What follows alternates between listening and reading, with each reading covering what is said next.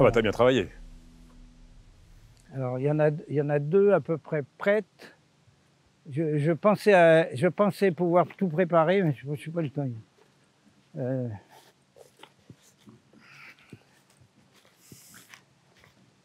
Et tes pommes de terre, tu les mets tous les ans au même endroit ou tu alternes aussi? Ouais. Elles font la pomme de terre comme la tomate. Fait partie des exceptions. Peuvent retourner au même endroit tous les ans. Alors à deux conditions. Qu'elles ne soient pas malades l'année précédente et de renourrir en conséquence. Que c'est des légumes qui ont besoin de beaucoup de matière organique.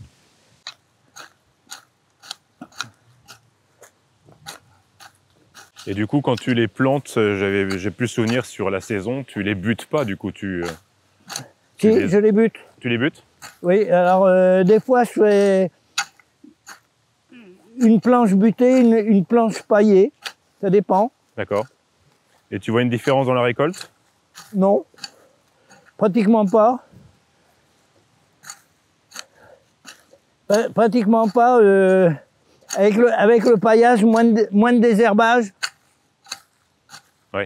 Mais avec le butage, par le fait qu'on bute, on désherbe, quoi. Oui. Dès l'instant que tu fais un sillon comme ça, oui. tu vas désherber. Oui. Alors l'un dans l'autre, c'est pour ça que je dis toujours aux gens, faites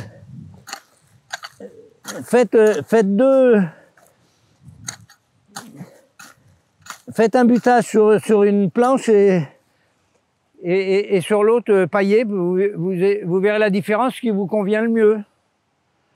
Alors moi, j'ai pas vu qu'il y avait une grande différence. Donc même si tu as un stock colossal, tu continues à faire la même quantité? Oui.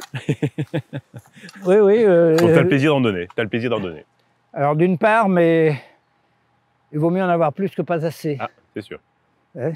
C'est sûr. Vaut mieux ne pas être inquiet que... Je me souviens toujours d'une phrase que j'ai lue d'un bûcheron finlandais.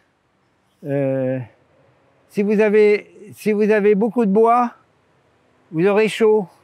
Si vous en avez moyennement, vous aurez moyennement chaud. Et si vous n'en avez pas, vous mourrez. Ouais. Alors avec les patates, je ne sais pas si on meurt si on n'a pas de patates du tout, mais vaut mieux quand même en avoir plus que pas assez.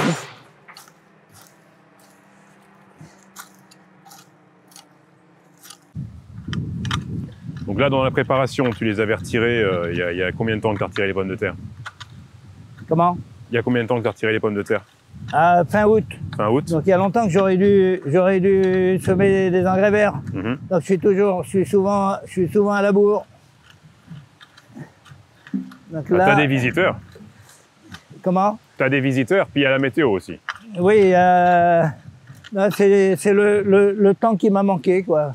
Oui, tous les après-midi, moi je suis à discuter, donc et maintenant au mois de juin ou jusqu'à la mi-juillet, je peux bosser jusqu'à 10h30, 11h moins le quart, mais maintenant à 7h30 là, il est temps de ranger les clous. Oui. La nuit arrive vite. Donc là, tu casses les mottes, tu émiettes? Là, je griffe un peu pour que les graines puissent rentrer aisément. Et dans les engrais verts, tu as des préférences ou Bah, j'ai la préférence pour la facélie, je ne sais plus trop l'époque, mais si l'automne est très doux, elle va réussir à lever quand même. Je verrai à la sortie de l'hiver si je peux. Mais si ça n'a pas fonctionné, je paille avec tous les roseaux que je vais couper. D'accord. D'ailleurs, cette année, c'est de mon plan que j'ai mis les 3 dernières planches. Parce que j'avais acheté du plan qui n'était pas bio. Mais quand j'ai voulu racheter du plan pour faire les 3 autres, j'en avais plus. Il me restait des patates, j'ai mis mes patates. Et finalement, elles ont donné pas si mal que ça. D'accord. Intéressant. Et je crois même que ça pourrait, elle s'adapte au sol. D'accord. Donc je vais essayer de récidiver. J'achèterai quand même du plan précoce, parce que j'en fais toujours dans mon tunnel et puis sous mes cloches. Mais parce que j'ai lu le livre de Charles Doudine, là, c'est ce qu'il fait. Et il dit que finalement les plantes s'adaptent Au sol. au sol. Même pour les tomates, faudrait garder. Et il t'arrive de garder les graines de tomates ou Alors oui, Ouais. J'ai acheté 3 plants greffés au début aux pépinières Gikyo. Je sens le petit sourire. Et après, il me restait encore des graines de la marmande. Oui. Donc je fais qu'une variété à moi, puis autrement je prends 3 plants greffés D'accord. pour débuter, tu vois, pour avoir. plus précoce, les plants greffés, c'est le délire. Hein. Ah oui, complètement. C'est impressionnant. Hein. C'est impressionnant, impressionnant. Et donc depuis quelque temps là, je refais de la marmande. Il y en avait une que j'avais gardée qui était très jolie.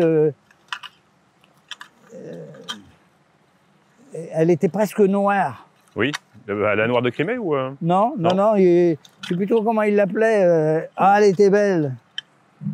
Et magnifique. Je l'ai ressemée plusieurs fois, mais j'ai fini par perdre. Je n'ai pas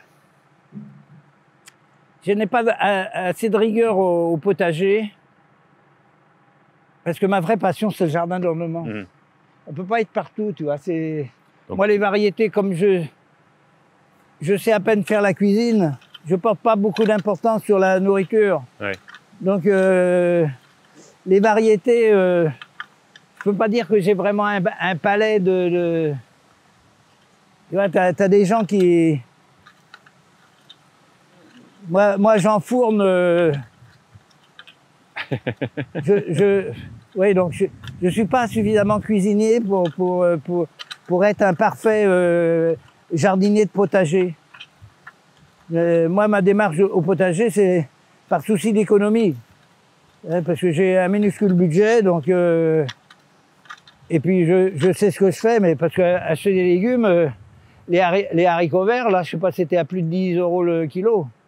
Je sais pas si c'est pas 12 ou 13 kilos. Oui, au milieu de l'été, c'est un peu moins, mais tu as raison. Ouais.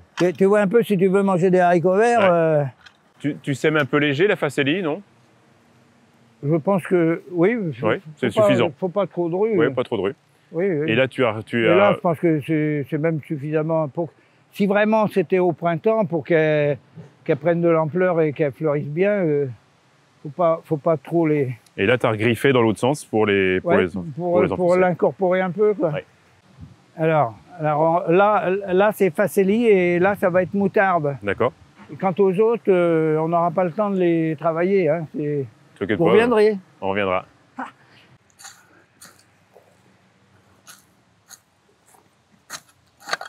Donc, tu laisses les camomilles pour les... Ah oui, toujours pour décorer. Pour décorer. Pour le plaisir des yeux, surtout. Mais... Et la pollinisation. Oui, si on veut, mais c'est surtout pour décorer. Moi, avec moi, c'est toujours la notion du décor.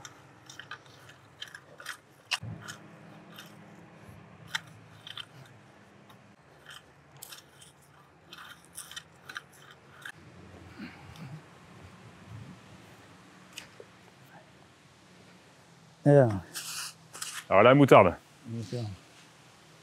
C'est-à-dire quand on sème de la moutarde, on ne pourrait pas repiquer des choux l'année suivante. Oui. Au même endroit. Et Tandis que la facélie, pas de problème, on peut faire n'importe quoi. Et tu vas les couper et les enfouir au mois de mars? Alors avril. On va voir, parce qu'aux premières gelées, ça sera dégommé sur place, donc si ça arrive à une certaine hauteur, je coupe, mais je n'enfouis jamais. Ah d'accord. Je vais regriffer, je vais prendre soit un sarcloir ou tu vois, pour couper un peu. sans doute le sarcloir oscillant. Tout dépend de quel est le volume qu'il y aura au bout d'un certain temps. D'accord. Et puis, en dernière ressource, tous les roseaux qui sont là-bas vont être coupés, donc viendraient recouvrir la planche. Donc les pommes de terre, les précoces sous serre, et celle-là, c'est avril, c'est... À quel moment je vais reprendre les planches là? Oui, oui. Ah ben je les retravaillerai dès que possible. Je repasserai sans doute un coup de grelinette, ce qui n'est pas vraiment une obligation parce que j'ai une terre tellement légère. Mais si ça a été recouvert, je mettrai les végétaux dans l'allée. Et je retravaille le sol pour replanter au plus tard à la mi-mai. Mais avant, il y aura sans doute toujours celle-là avec des variétés un peu plus précoces. Ça, tu cherches quand même une alternance pour avoir une récolte alternée quand même. Oui, parce que je prends des très précoces pour le tunnel et pour mes cloches. Et puis après, s'il m'en reste, ben c'est celle-là qui va les avoir. Oui. Parce que c'est tous les 15 jours. Là, cette année, c'était fin janvier où je plantais dans le tunnel. Et puis après, vers la mi-février, sous les cloches, après sur une planche à l'air libre. Et puis après, ça vient ici. Donc on est au mois de mai ou à fin avril. Voilà. Alors Okay. ça, c'est pour... Ah oui, alors un petit griffage. Enfin, un griffé pour enterrer. Le même.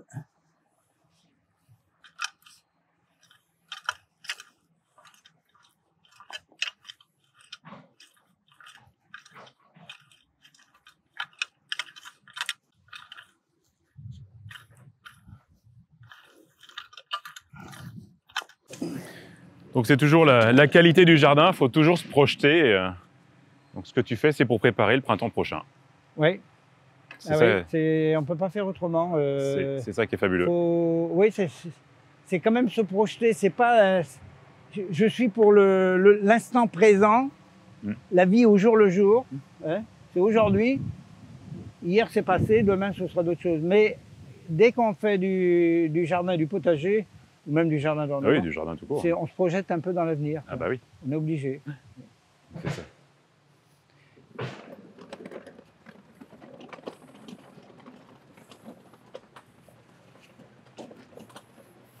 Alors on peut voir,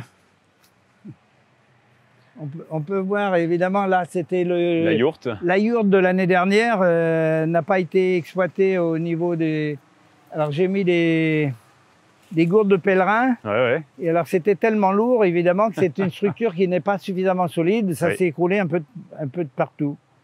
Et donc là tu mets ça pour le décor? Oui, de toute façon là à la Toussaint je récolte les gourdes et puis je démonte tout ça et puis je referai un tipi pour les années suivantes. Oui, parce que l'année prochaine, c'est ici que tu vas amener les haricots qu'on a vus. Oui, mais je vais peut-être faire des nouveaux tipis là, puis j'ai envie d'en faire par là. Je vais en faire un là-dedans, là. D'accord. Et parce que là j'ai envie, je vais me faire livrer des bus béton et je vais mettre des arbres fruitiers. Bonne idée. Dans les bus béton pour me mettre au-dessus du... Bonne idée. Des inondations. Voilà. Alors, tu auras un bel ensoleillement là sur la fin de l'après-midi.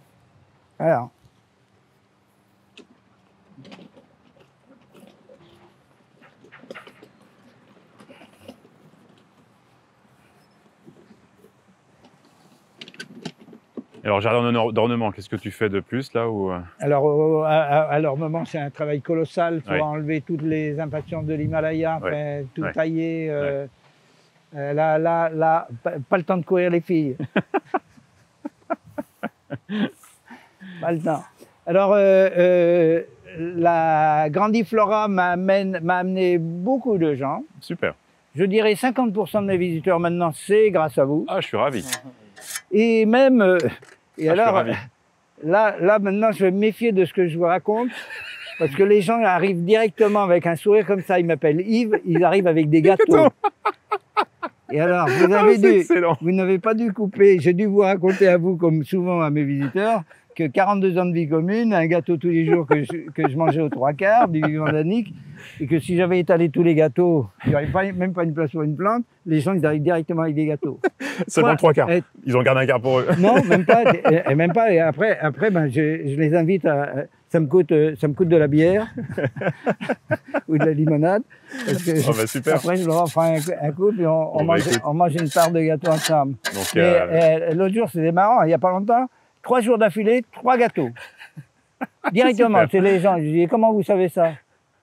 Oh bah écoute, je suis ravi d'entendre qu'ils écoutent nos émissions jusqu'au bout, comme ça, et 2, qu'ils viennent te voir, ça c'est top. Donc là, c'est préparation du paillage, c'est préparation du compost. Il va falloir, avant que l'eau monte, là, faut que je fauche tout ça. Donc ça me sert de pré-compostage et de paillage. Ouais. Ok.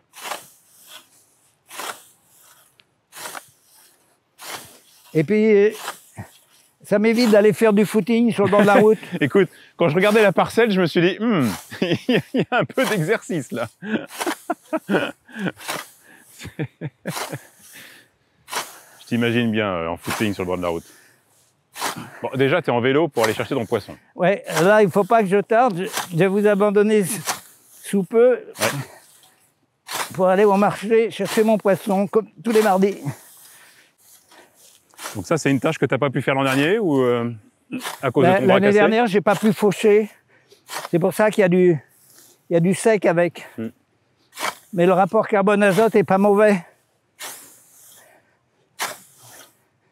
À cause de ma fracture de l'avant-bras.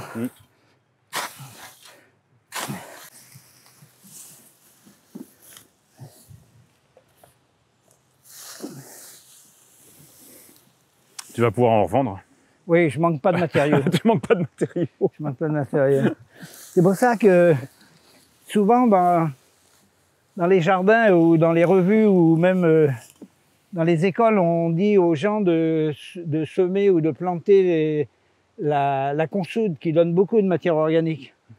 Mais moi, j'ai pas besoin de la consoude. Parce que j'ai une roselière personnelle, mais j'ai aussi, au bout du chemin, 7000 hectares qui m'appartiennent, comme à tous les riverains des 21 communes environnantes. Toi, tu es un étranger parce que tu es de Pornic, je crois. Voilà, ben, écoute, on se reverra bientôt. Au mois de décembre? Oui, au mois de décembre, on verra. Il y aura peut-être de l'eau partout. Hein. Peut-être. Et puis peut-être qu'on pourra prendre le temps de savourer l'un des bocaux. Et puis nous, on amène la viande ou on amène un gâteau déjà. Un gâteau. Un gâteau. Déjà.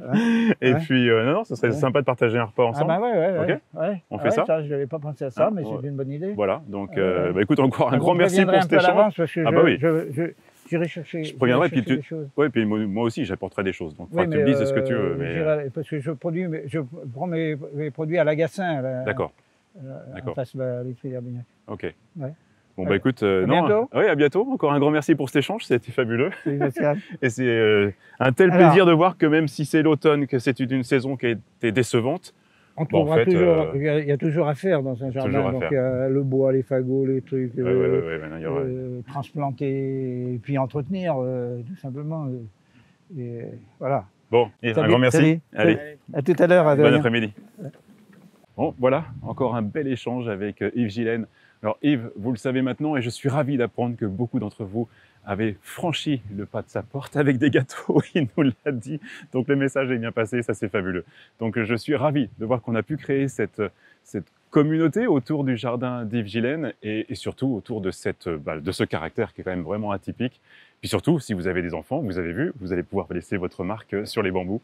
Donc encore beaucoup de choses à découvrir avec Yves. Alors les visites, c'est jusqu'au 11 novembre, donc vous avez encore un bon mois pour venir échanger, partager et surtout savourer un temps au milieu de la Brière, en espérant bien entendu que le soleil sera là le jour de votre visite. Mais surtout, vraiment, prenez le temps parce que c'est un vrai bonheur. Voilà, je vous retrouve la semaine prochaine, jardinez bien.